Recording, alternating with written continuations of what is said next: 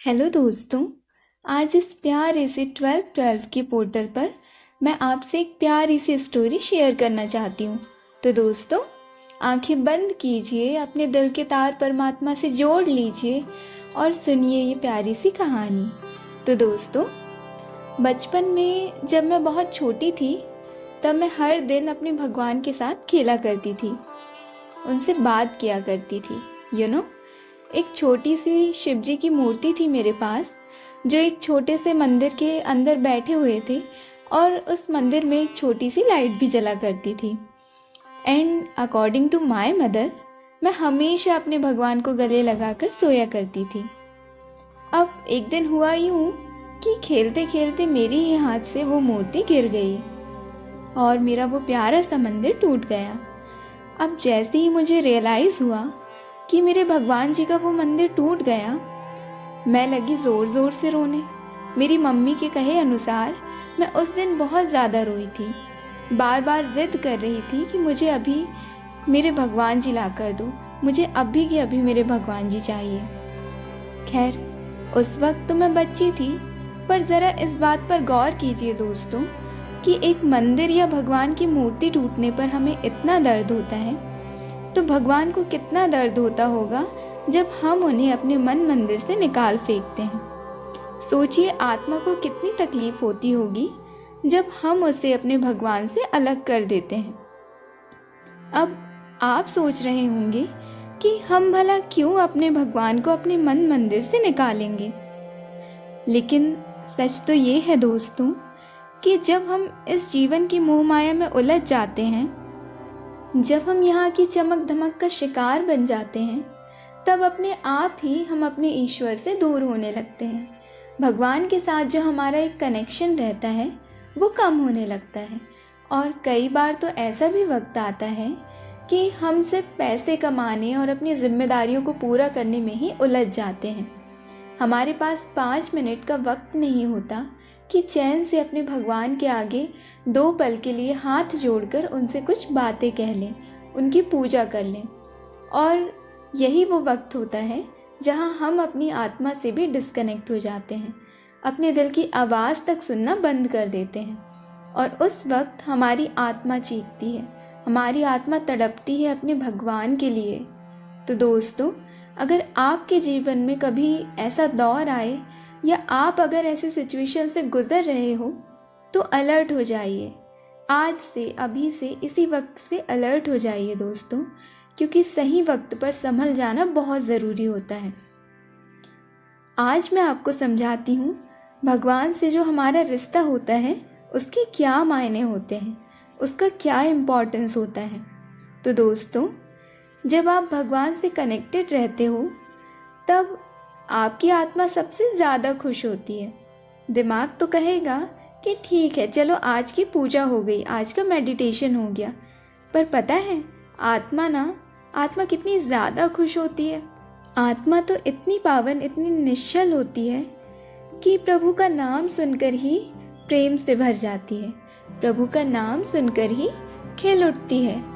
और तब हमारी बॉडी का रिस्पॉन्स क्या होता है कि हमारी आंखों से प्रेम के आंसू बहते हैं। पर ये प्रेम के आंसू किसने बहाए?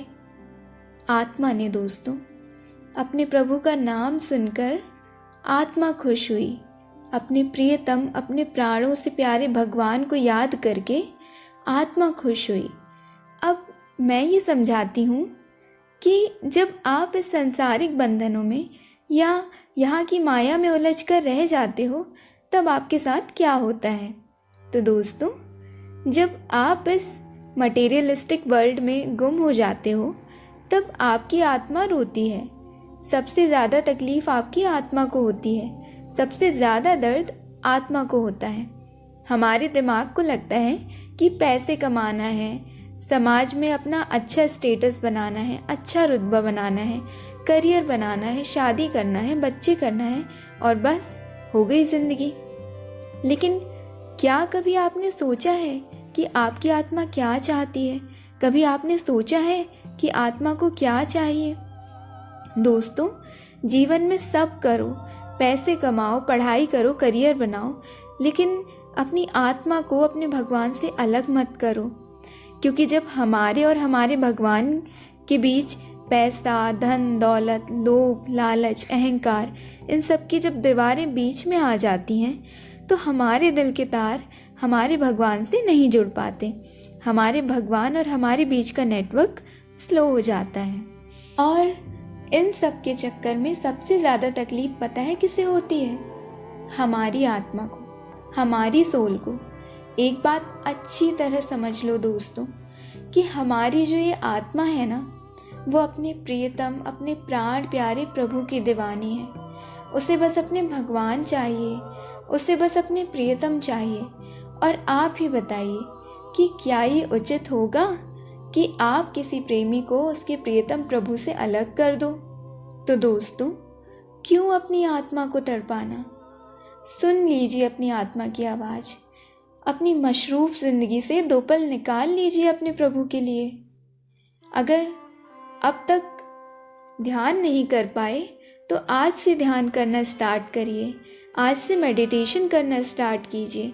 कह दीजिए अपने भगवान से, अपने दिल की बात कह दीजिए और अपने इस कनेक्शन को और ज़्यादा स्ट्रॉन्ग बनाइए। और अपने भगवान के साथ ये स्ट्रॉन्ग कनेक्शन तब बन पाएगा दोस्तों, जब आप यहाँ की माया से उठकर अपनी आत्मा की सुनोगे, जब आप खुद को प्योर सोल बनाओगे, जब आप अपने अहंकार की मोटी सी परत को दूर हटाओगे जो आपके और आपके भगवान के बीच है।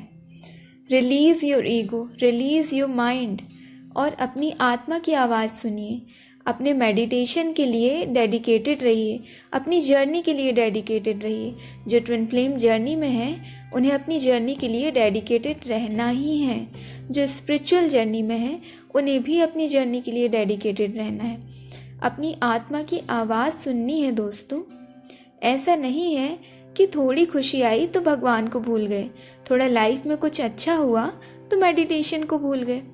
मेडिटेशन कोई ऑप्शन नहीं है दोस्तों। मेडिटेशन तो हमारी लाइफ स्टाइल है, हमारे जीवन जीने का तरीका है। हम कैसे इसे स्किप कर सकते हैं? चाहे कितनी भी बिजी लाइफ चल रही हो, मेडिटेशन करना ही करना है।